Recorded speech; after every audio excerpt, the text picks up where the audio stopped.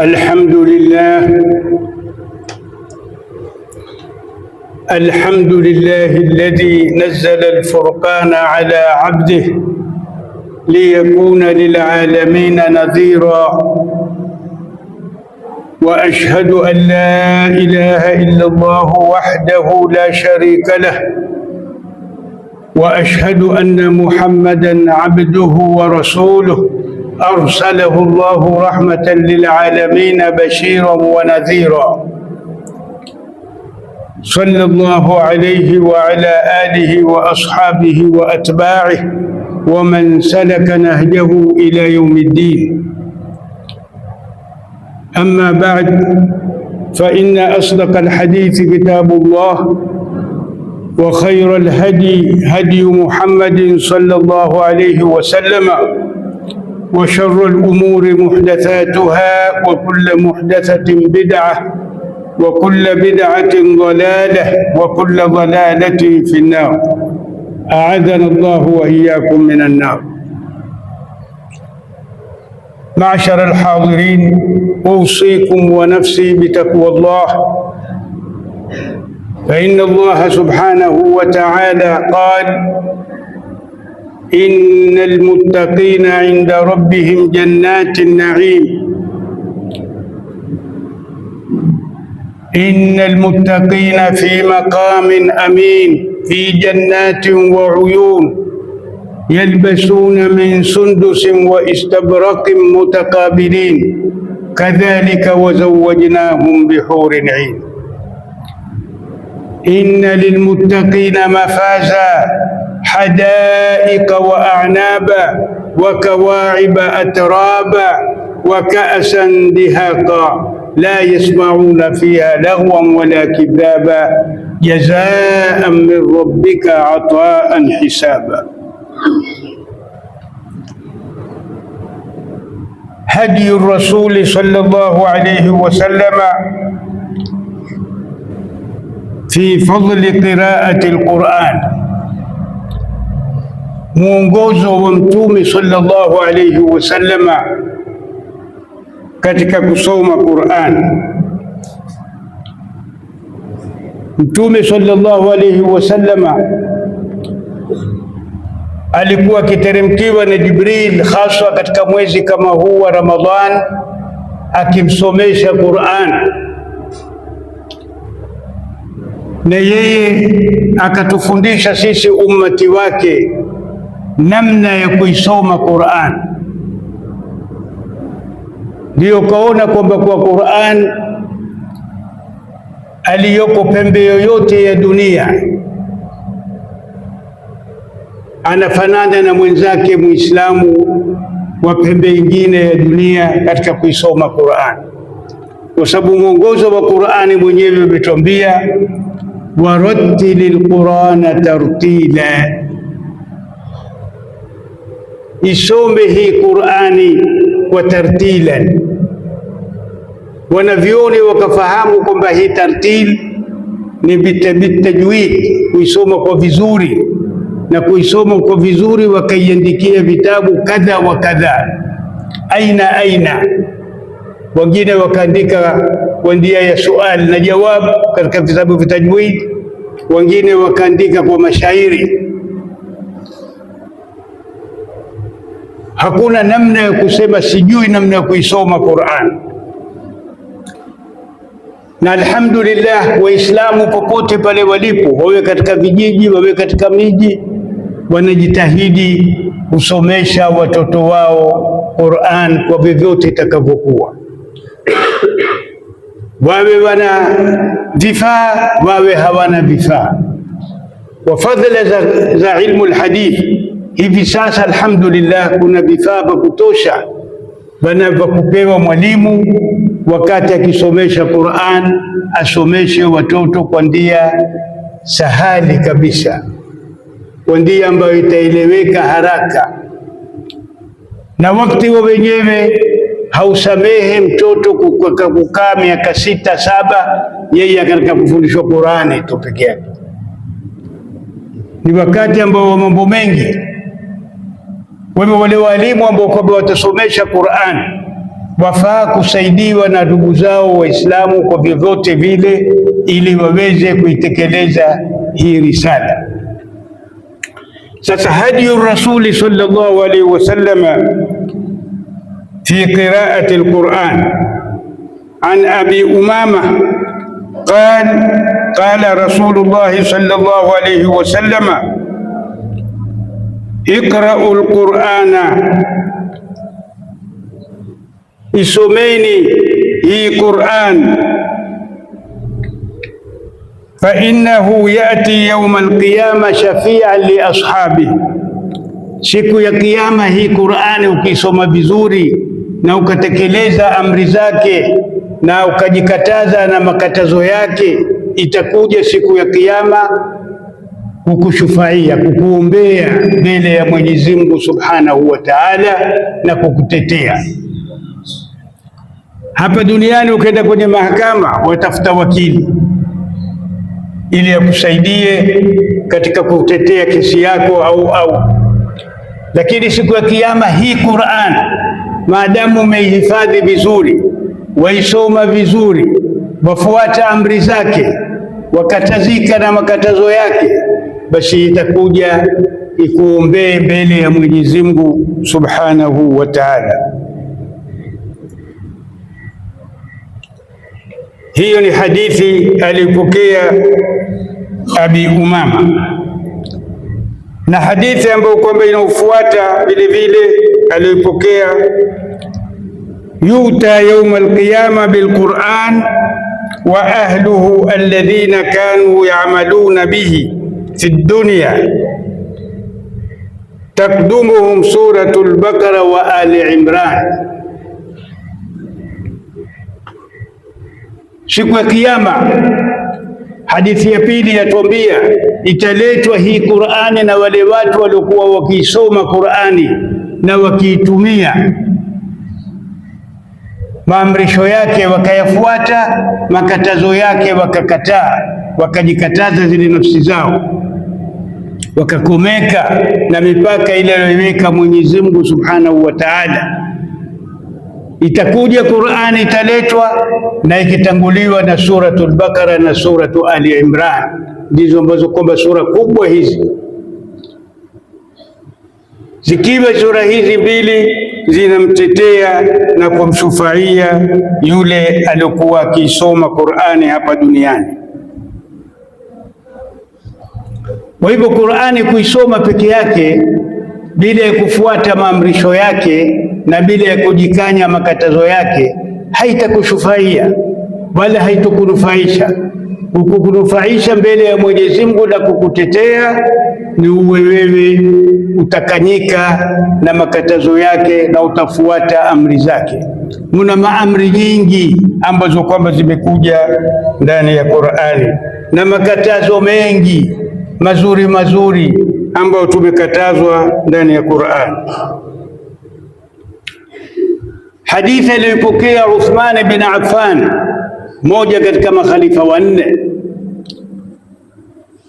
atuambia Mtume sallallahu alaihi wasallam amesema, khairukum man ta'allama alqur'ana wa 'allama, mbora wenu ni yule ambaye kwamba amejifundisha Qur'ani akaijua vizuri na yeye akarudi akafundisha. Usijidharau kile ukijuacho katika Qur'ani, wajua suratu Amma, juzu ya Amma umehifadhi, mfundishe na mwingine. Sura yoyote umeijua katika juzu ya Amma, watini au inna atainaka al-kauthar au qul huwallahu, mfundishe na mwingine. Utakuwa wewe umeingia katika fungu la wale khairukum man ta'allama al-Qur'ana wa 'allama, mbora wenu ni yule mwenye kujifundisha Qur'ani na akafundisha. Ndio kuona Waislamu popote pale walipo wajitolea katika kusimamisha vyuo vya Qur'ani kwa vyovyote vile itakavyokuwa, kwa umaskini, kwa njia za nafasi, kuonesha kwamba umuhimu wa jambo hili ni kubwa sana katika Uislamu. Na mtoto wa Kiislamu akijua Qur'ani kuisoma vizuri na akiwa ameihifadhi, basi hakuna masomo ambayo kwamba yatakuwa magumu mbele yake, si ya Kiislamu katika fikhi au katika masomo ya sakula ambayo kwamba si ya Kiislamu, na yote ni yajenga Uislamu, lakini yameitwa haya ya Kiislamu, haya sio kwa Kiislamu, kwa sababu haya ni dharura kwa mtoto wa Kiislamu kuyajua na kuyasoma katika Qur'an, kuyajua haraka na mbele kuliko mengine. Lakini sisi tumekuwa kinyume, tumeyapa kipaumbele mengine, hii Qur'ani tukaipa nyuma, tukaiweka nyuma, tukaisahau hadithi hii, khairukum man ta'allama al-Qur'ana wa 'allama. Utamkuta mtoto huko klasi za juu, lakini kusoma Qur'ani hajui, apata tabu, shida katika masomo ya kimadrasa. Masomo ya madrasa ufunguo wake ni Qur'an yote, iwe lugha, iwe sira, iwe fikhi, iwe utakuta Qur'ani ndio kitu kikubwa cha kwanza. Akijua Qur'ani kusoma vizuri, hana sababu litakuwa gumu mbele yake, la tauhidi, la sira, la fikhi. Na kadhalika kubaraka ya Qur'ani, masomo ambayo kwamba si ya kimadrasa, iwe ni hisabu, iwe ni English, iwe ni science, utakuta ule mtoto vile vile ushunduza akaenda vizuri katika masomo kama yale. Sasa ni juu yetu sisi wazazi tushikane na kamati zetu za shule na za madrasa, waweke mipangilio mizuri ili hawa watoto wasitaabike, wasiyapate masomo kwa njia ngumu, la ya kimadrasa, la ya shule, wawe mambo watayapata kwa njia ya laini. Walimu alhamdulillah pande zote wajitolea, hasa wale wa upande wa madrasa, wa kitu kidogo wakipatacho, lakini wakajitolea kwamba tuwafundishe watoto neno la Mwenyezi Mungu alitakalo walijue, na wajibu wao ni kuijua Qur'ani ambayo kwamba ataitumia ndani ya swala yake. Umeambiwa katika Qur'ani usome katika swala usome Qur'an. Kwa hivyo Qur'ani ndio kitu cha mbele kukijua. Utakuta alhamdulillah walimu hata wa kike wajitolea katika jambo kama hili. Huko nyuma tutokako, walimu wakisomesha watoto katika vyuo vya majumbani, walimu wa kike vyuo katika penu zao za nyumba, nini wakipata senti moja, ikiitwa senti moja wakati huo watapewa kila Alhamisi wapelekewe, au ndururu nusu ya peni mwalimu apewe. Lakini kwa hali zilizokuwa wakati ule, walimu wakijitolea na wazazi wakijitolea, kwa vyovyote vile walivyo, Qur'ani ipatikane kwa watoto wetu. Kefi leo ambao kwamba alhamdulillah hali zimekunduka, tuna misikiti, tulikuwa na misikiti ya udongo, leo alhamdulillah misikiti tumetia marumaru, misikiti tumetia matiles, misikiti tumetia maspaki, misikiti na mifereji, ambapo huko nyuma tutokako ilikuwa si hivyo. Ni birika liwekwe, upatikane mtu wa kuchota maji kwenye kisima kutia kwenye birika. Pamoja na hivyo watu walijitolea kikweli kweli. Mtu akija msikitini apate maji ya kutawadha aswali, akija msikitini apate mtu wa kumsomesha Qur'ani. Mpaka misikiti katika mwezi kama huu wa Ramadhani ilikuwa ikipatikana mahizbu, watu wakikusanyika wakisoma Qur'ani kwa pamoja, kila siku juzu moja, wengine juzu mbili, wengine juzu tatu, wakisoma ndani ya msikiti kwa siku. Na sisi tumeinukia, tumeikuta misikiti ile ya zamani ya Mamburui yote ina madarasa ya Qur'ani. Ukenda wewe pale upatapo, na wewe utaingia, wazee watakuata usome aya mbili aya tatu, japokuwa utakosa watakuweka sawa, lakini utakuwa umesoma.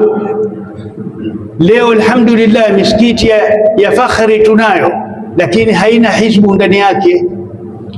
Ziko wapi hizbu katika misikiti yetu?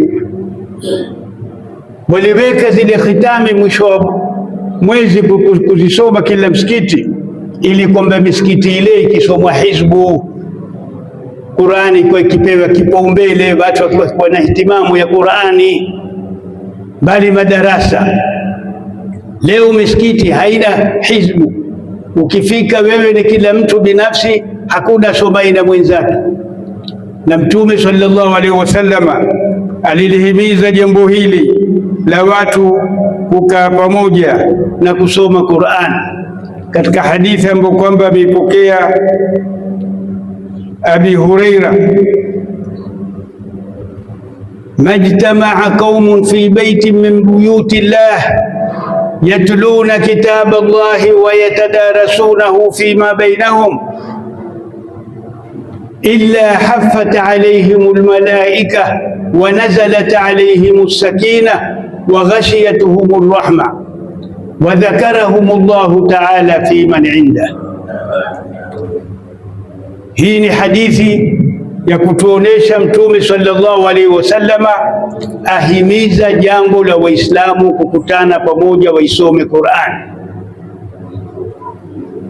na mmoja akisoma vibaya atatolewa makosa kwa ndiye mzuri na mwingine bila ya chuki. Maendeleo yatapatikana. Majtamaa qaumun, hawakukusanyika watu katika msikiti au pahala popote. Hapa katika hadithi ametaja fi baiti min buyuti llah, katika nyumba miongoni mwa nyumba za Mwenyezi Mungu. Nyumba iwe ni msikiti, lakini ikiwa si msikitini, hata watu wakakutana majumbani pamoja wakaisoma Qur'ani, au kaita wasomaji wakaja wakaisoma kwako Qur'ani kwa pamoja, hilo si jambo dogo. Majtamaa qaumun fi baitin min buyuti llah, hawakukutana watu katika nyumba miongoni mwa nyumba za Mwenyezi Mungu. Yatluna kitaba Allah, wakisoma kitabu cha Mwenyezi Mungu. Wa yatadarasunahu fima bainahum, na husomeshana kile kitabu baina yao. Maana mmoja akisoma vibaya mwingine akamweka sawa, na huu ndio Uislamu. Leo wewe hutumweka sawa mwenzako, utakwenda kuulizwa kwa nini fulani alisoma makosa, hukumrakibisha. Umefanya khiana ili umcheke, lakini kisawa kwamba atenda kombo katika Qur'an unamweka sawa ili kesho aende sawa na asikose. Illa nazalat alayhim as-sakina, Mwenyezi Mungu huwateremshia watu wale utulivu, na malaika Mwenyezi Mungu huwateremsha wakakaa nao pamoja watu wale wakiomba dua, wakawa wale malaika pia huitikia amin. Wa ghashiyatuhum rahma, na rehma za Mwenyezi Mungu huwafinika watu wale. Wa dhakarahum Allahu ta'ala fi man indah, na Mwenyezi Mungu huwa akiwataja watu wale waliokuwa pamoja na yeye, malaika wakubwa wakubwa ambao wako pamoja na Mwenyezi Mungu. Angalia waja wangu wako katika nyumba miongoni mwa nyumba zangu wakisoma kitabu changu. Huwa Mwenyezi Mungu akijifakhirisha na watu kama wale.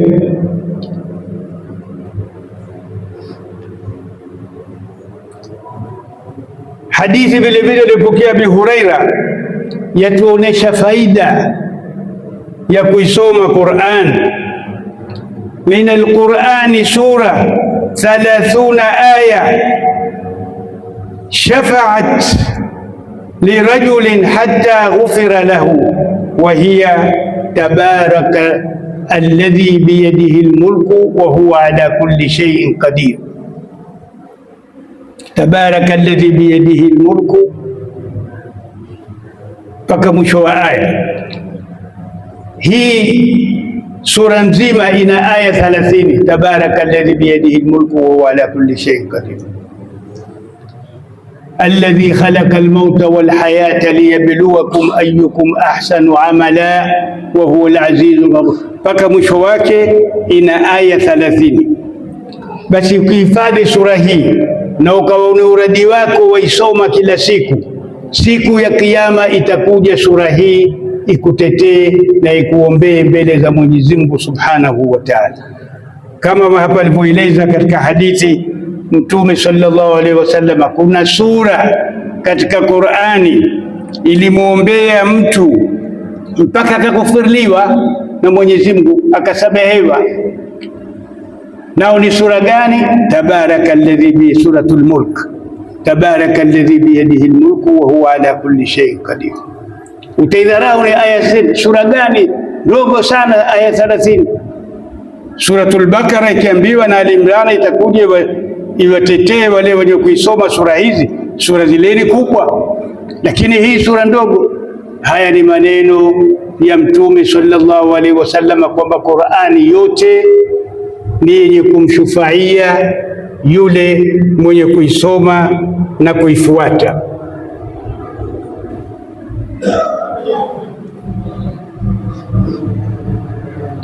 عن أبي هريرة رضي الله عنه قال قال رسول الله صلى الله عليه وسلم لا تجعلوا بيوتكم مقابر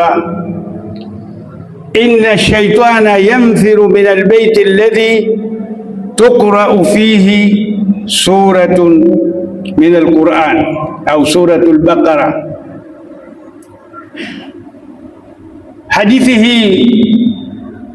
Mtume sallallahu alaihi wasallam atukanya, la tajalu buyutakum kubura, usijalie majumba yenu kuwa kama makaburi. Maana mtu akishakutoa kaburini hawezi kujengezea thawabu za aina yoyote, mpaka wewe ulio hai umkumbuke, umpelekee Allahumma ighfir lahu, Allahumma au some Qur'ani. Kusoma Qur'ani thawabu zake unuilie, ya Rabbi, sababu hizi mfikishie fulani, umghfirlie. Lakini yeye kujiongezea hawezi, ila ikiwa katika zile sadakatun jariya amejiwekea, huwa thawabu zikiendelea. Kwa hivyo katika hadithi hii Mtume asema majumba yenu msiyajalie ni makabira, makaburi, mashimo tu ya kutupwa mdu, ya kutupwa mizoga, ya kufutiwa. Basi mkaifanya majumba yenu hayana maana, bali majumba ya Waislamu, majumba ni majumba yenye Qur'an. Shaitani yanfiru min albayt alladhi tuqra'u fihi suratul Baqara, shaitani hukimbia nyumba ambayo kwamba inasomwa suratul Baqara. Hiyo majumba yetu kwamba hayasomwi Qur'ani, ndani yake yamejaa mashaitani, yamejaa mapepo. Tukitaka majumba yetu yawe Kiislamu, yasijae mashaitani, mashaitani wakimbie, yawe majumba mazuri, tuisomeni Qur'ani, hasa suratul Baqara. Ukuambia usome kwa siku moja, lakini uweke uradi wa kusoma ile Qur'ani suratul Baqara, iwe uipeke upambele katika nyumba yako, ukisoma aya 20 kwa siku, aya 30. Maal asaf utaona kwamba kuwa himma zimerudi nyuma, watu wameelekea kwenye dunia. Ukenda pengine katika nyumba ya Muislamu hata kupata kuyasoma Qur'ani, hata kitabu Allahi hakuna, hata juzu ya amma hakuna katika nyumba kama ile. Hili ndio lenye kusikitisha kabisa, tena katika wakati kama huu. Ikizidi mtu kwa leo utakuta amefungua tepo au TV au simu yake isome Qur'ani, yeye la. Ile haitoshi, yatakiwa wewe mwenyewe usome kwa ulimi wako, ndio shetani yakimbie katika nyumba yako.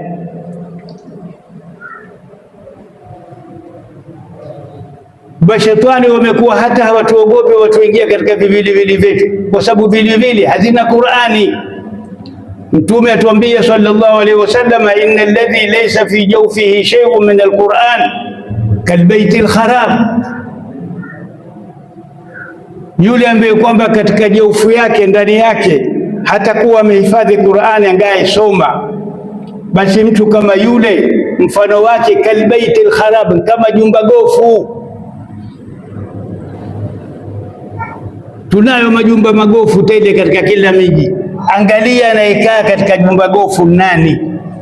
Mashetani na baada zina vitu vibaya, na kila mwenye uchafu wake huenda akatupa katika jumba gofu, japo si tabia mzuri, lakini ndio tabia zetu. Kiona nyumba haikaliwi, nyumba iko tayari, kila mtu anatupa uchafu wake hapo, ambapo sivyo.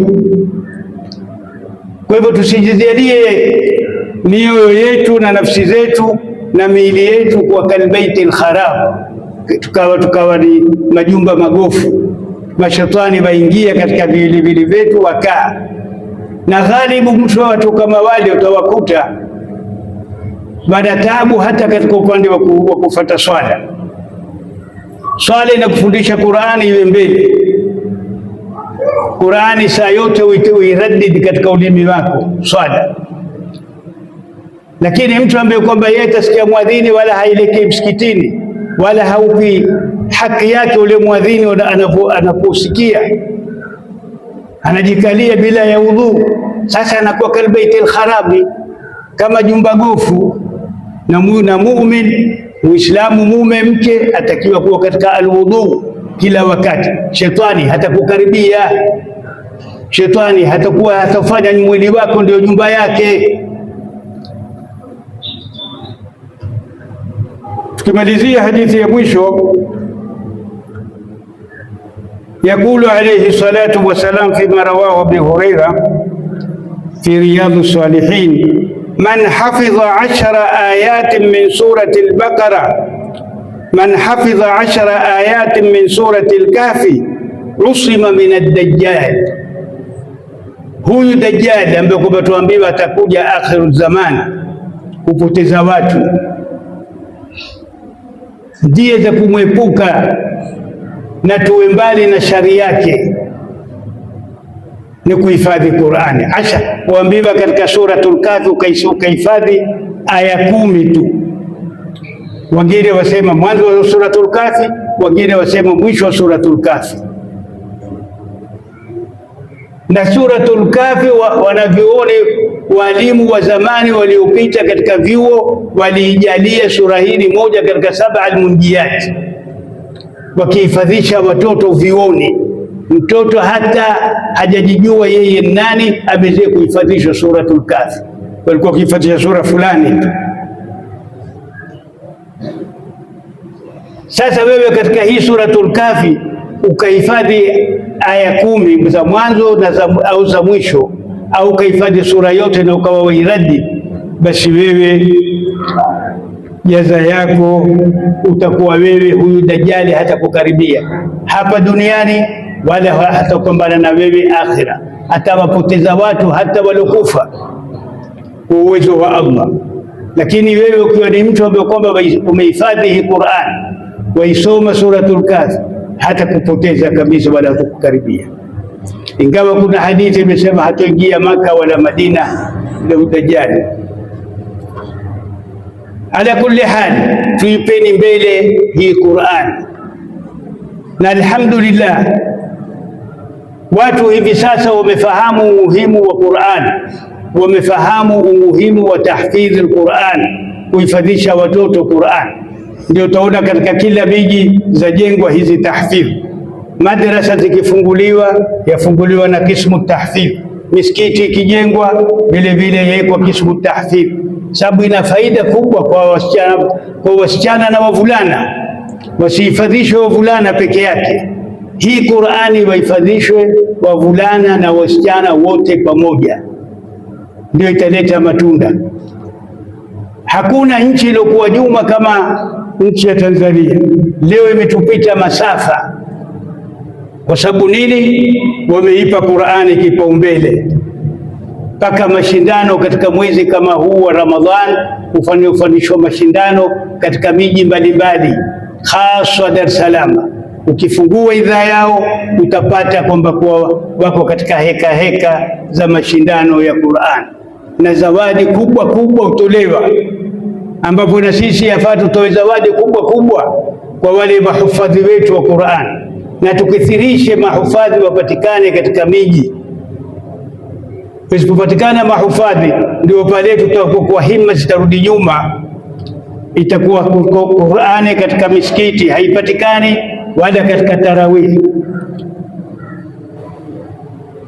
bali watu wenye himma hata Qur'ani kusoma kwa juzu moja waona kwamba kuwa ni kuchelewa, na waona kwamba himma hazikuwa kubwa, watakabazidisha ile juzu moja wasome zaidi, kama alivyofanya mwenyewe Mtume sallallahu alaihi wasallam katika hii Ramadhani, akianza na hima ndogo katika 10 la kwanza, 10 la pili akazidisha zaidi, 10 la tatu akazidisha zaidi, mpaka akahamia msikitini kabisa kuisoma Qur'ani na kufanya ibada. Na sisi ikiwa badala ya kupiga hatua mbele kwenda mbele tukapata maendeleo zaidi, twarudi nyuma, ni kuonesha himma zetu za rudi nyuma. Na tukiwa katika hali kama hii tutarudi nyuma mpaka iwe bwana tarawehi swaliwe bwana rakaa 2 tu, sababu watu wanungunika hii tarawehi mrefu bwana, na itafuatwa kwa sababu himma zimerudi nyuma. Kile likifanywa jambo mukhtasar kwa ufupisho, likafanywa kwa ile jambo kwamba sio hadiur rasul alivyotufundisha Mtume sallallahu alaihi wasallam, basi ndivyo hali na sisi tutarudi nyuma. Mwenyezi Mungu atujalie inshallah hima zetu ziwe kubwa zaidi, tujitolee zaidi, tufuate hadiur rasuli sallallahu alaihi wasallam, muongozo wa Mtume, tusifate hawa zetu za kibinafsi. Tukifata hawa zetu za kibinafsi, leo zatuambia hivi, kesho zatuambia hivi, ndio taharibu mengi katika hadiur rasul sallallahu alaihi wasallam. Inna Allaha wa malaikatahu yusalluna ala nabi ya ayyuhalladhina amanu sallu alayhi wa sallimu taslima. Allahumma ja'al al-Qur'ana al-'azima rabi'a qulubina wa shifaa'an li sudurina wa barakatan fi arzaqina wa a'malina wa dhihaba humumina wa ghumumina wa kashafan li qulubina innahu huwal karimul barrur rahim. Fadhkuruhu. Allahu akbar.